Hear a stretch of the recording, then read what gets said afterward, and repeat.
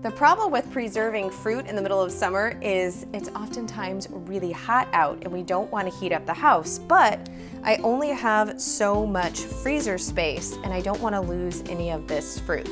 So I am making my cherry jam recipe today, but I'm using two things that are going to make it much faster, actually more than two things, but two major things that make it faster and also help reduce the amount of time that I have this fruit simmering and I still get a good set with my jam. So quick tip, if you need your fruit to last longer, if you're just waiting for the coolest day possible, always buy your cherries if you're not picking them yourself, which I don't have enough cherries yet from our trees, so I did buy these from Northwest Cherry Growers Association. Get them with the stem on. So in the fridge or just sitting out on the counter, if the stem is on there, then it doesn't allow the oxygen to get in and to start the breakdown process as fast. So leave these guys with the stems on. It's actually true for any fruit, but especially with your cherries. So we have got all of these pitted, and having a multi-cherry pitter, they make even bigger ones than this one, but this one does the 4. This definitely helps speed things along. You do want to make sure that you're kind of checking it because occasionally the pit won't come all the way out.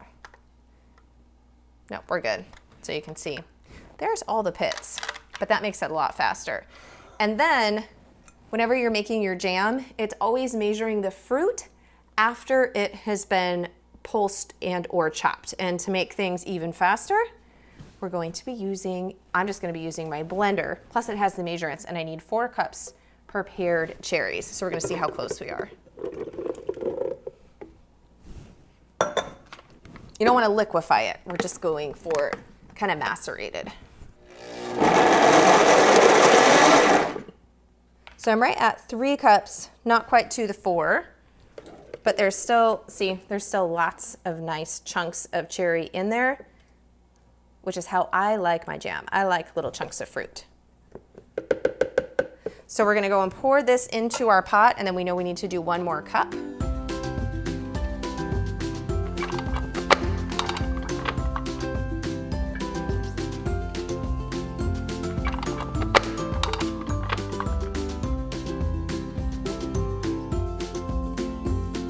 Okay, so we have got 2 cups fruit here, and we're gonna pulse this up to get our last cup of cherries.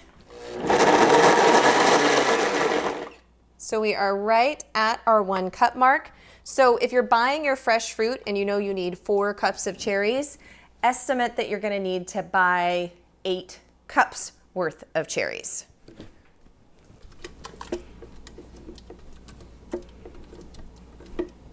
All right, there we go. Now, one of the things that I like to do when I am canning to help decrease the amount of time that I'm having to heat the water up as well as the volume is using a steam canner.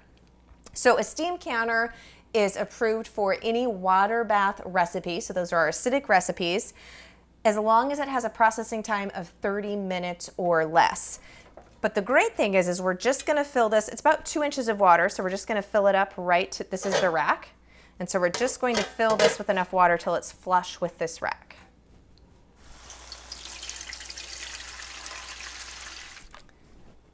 It's also a lot lighter to carry. And we obviously have less volume, so it's gonna heat up faster, and then it's not gonna get the house as hot because we don't have like this huge pot of water. But we do wanna get this water heated to 180 degrees. So I'm gonna just set this in here and let that start heating up. And I'm gonna go ahead and put the lid on just to avoid having the heat come up and escape. So now we're gonna come back to our recipe.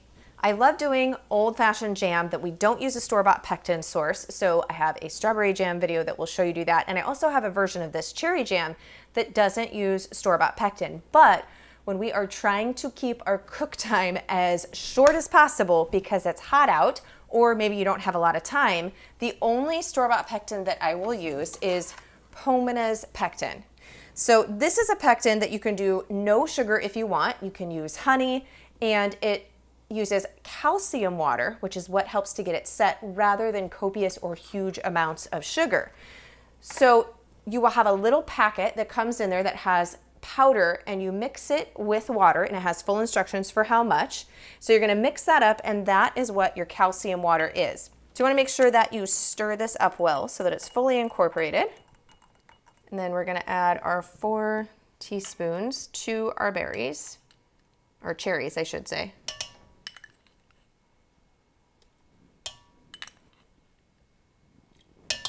And then we're just going to put a lid on this because there's still a lot of calcium water left. This will do multiple batches, and you just keep this in the fridge until you decide you need to make another batch of jam. Now, because these are sweet cherries, we do need to add in either lemon or lime juice. Now, I happen to love cherry lime, and you really don't taste, this is for acidity reasons, but we're going to go ahead and use lime. And so because this is acidity and not just flavoring or to help get this set, you do want to make sure that you're using bottled from concentrate. So we're going to add that in and give that a good stir.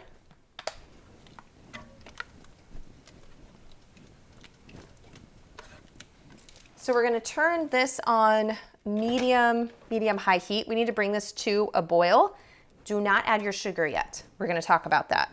So make sure you're using a nice heavy bottom. This is actually my enamel covered cast iron, but whenever we're having fruit and we'll be adding sugar to this, we don't want it to scorch, so a heavy bottom pot is best. So while this is coming up to temp, we're going to measure out our sugar, or honey if you were choosing to use it. I don't use honey when I'm canning because I only buy raw honey. I don't have honeybees yet.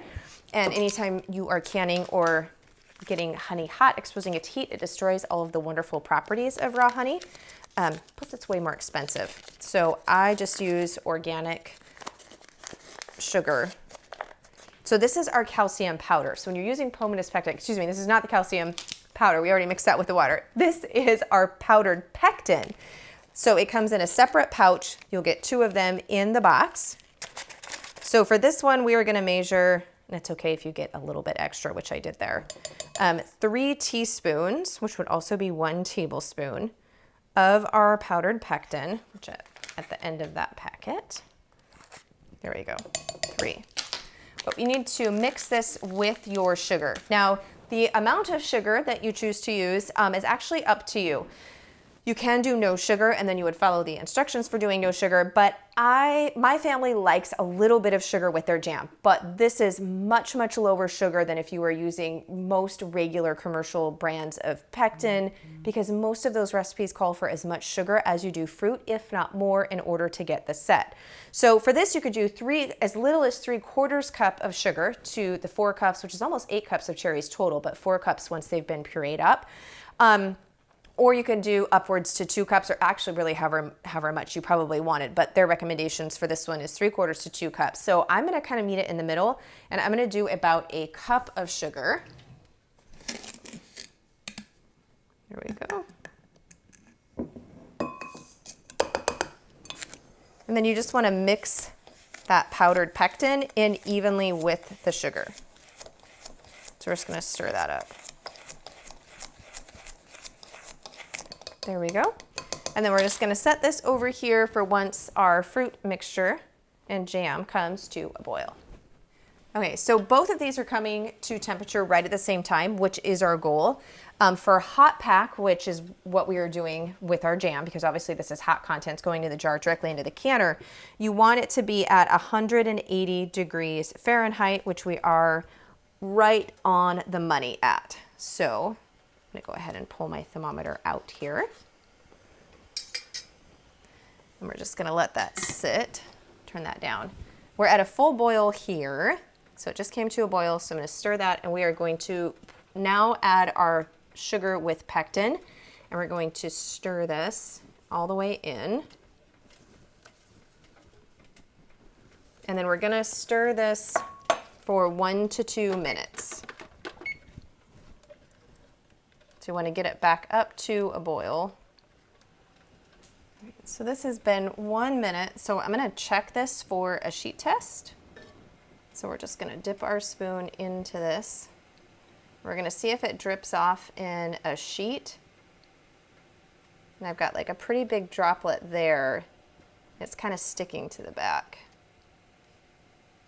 but it's not quite a full sheet yet. So we're gonna let this go for the additional minute. We're gonna keep stirring because nobody likes scorched or burnt sugared or jam.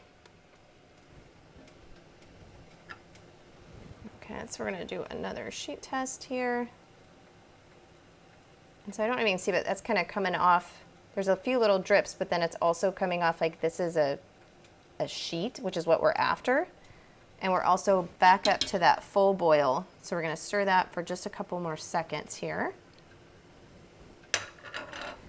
Now when you're making jam without a store-bought pectin, even with the Pomanis pectin, but you're just doing it as I have in the recipe, which you can find on my website, you have to simmer it until it reaches the gelling point, which is 220 degrees Fahrenheit.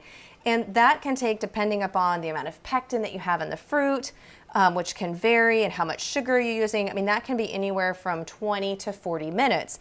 Whereas this is, literally about 4 minutes of it actually being, at a boil. You bring it up to a boil, add everything in and bring it back up.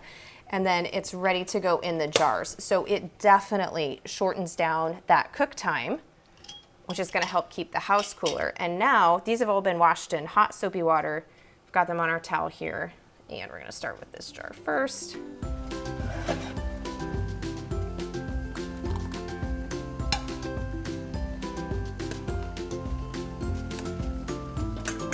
And we are going to a 1/4 inch headspace. I don't think I'm quite there yet. Whoop.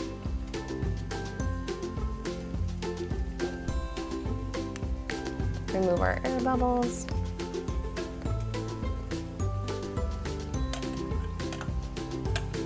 Remeasure. Just a slight more. Oops.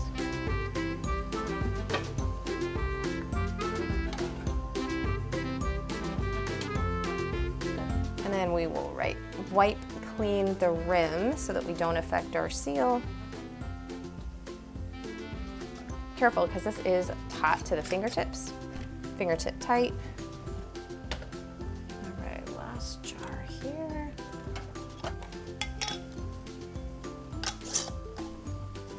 Perfect. So now the steam canner is similar as in water bath canning, that we don't start our processing time until it's all the way up to temperature. So if you have my full canning course, the Home Canning with Confidence course, or my Fruit to Jar course, then you have access to the steam canning lessons.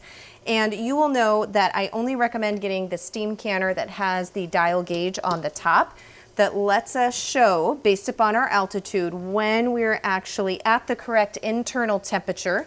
So for me, I am 0 to 3,000 feet altitude.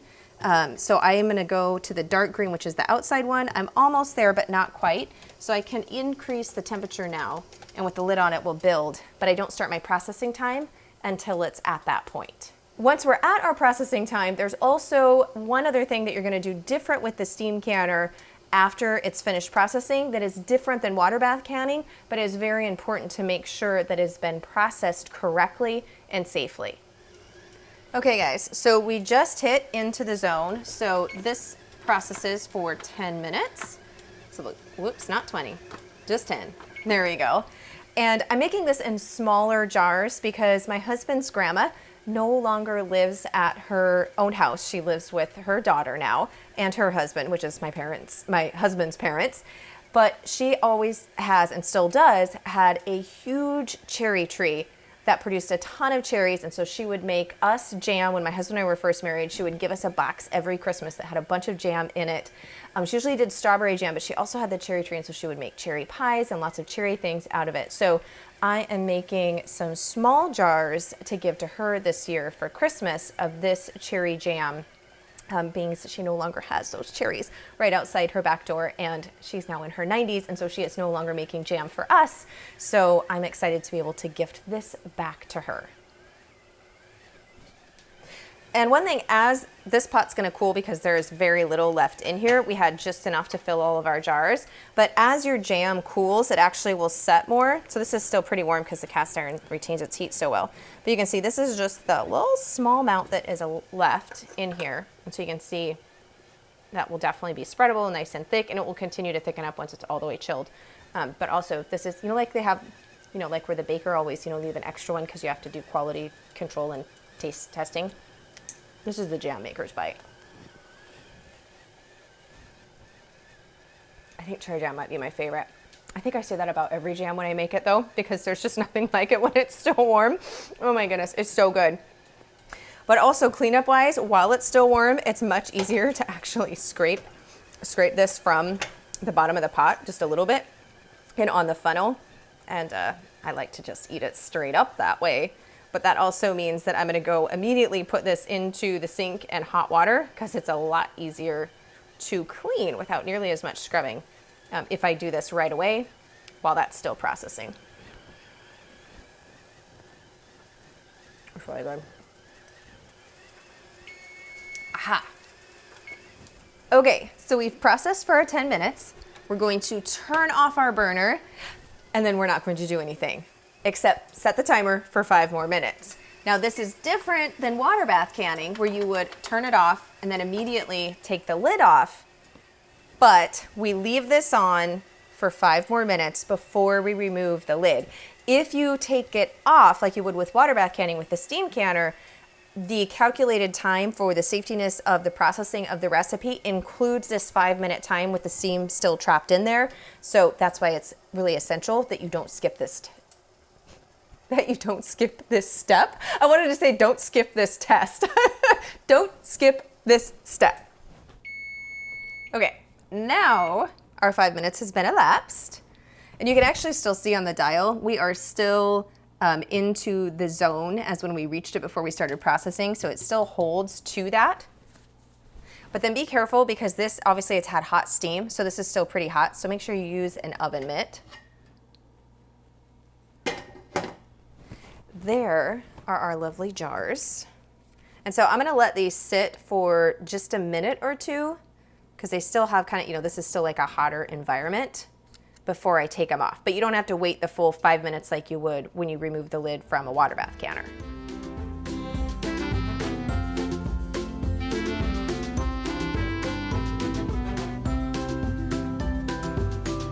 And then to help still keep the kitchen cool, I put this lid immediately back on so I don't have all of this steam escaping. There we go. And then I'll let this cool just enough that I can handle it. Actually, the handles have the rubber. I'm still gonna put the oven mitts on because if I brush against this, it's gonna be hot. Oh, did you hear that? We had a ping. We have a jar that is just sealed. It's like sweet music to a canner's ear. But now I'm actually going to take this outside. I'm gonna put it on the porch where like an animal or a kid or something isn't gonna be able to burn themselves. There we go. If you want the printable version of this recipe, or if you want the low sugar, no store-bought pectin version of this cherry jam, you can go to the link below this video on my website. And if you wanna see me make strawberry jam without store-bought pectin, you can catch that video right here.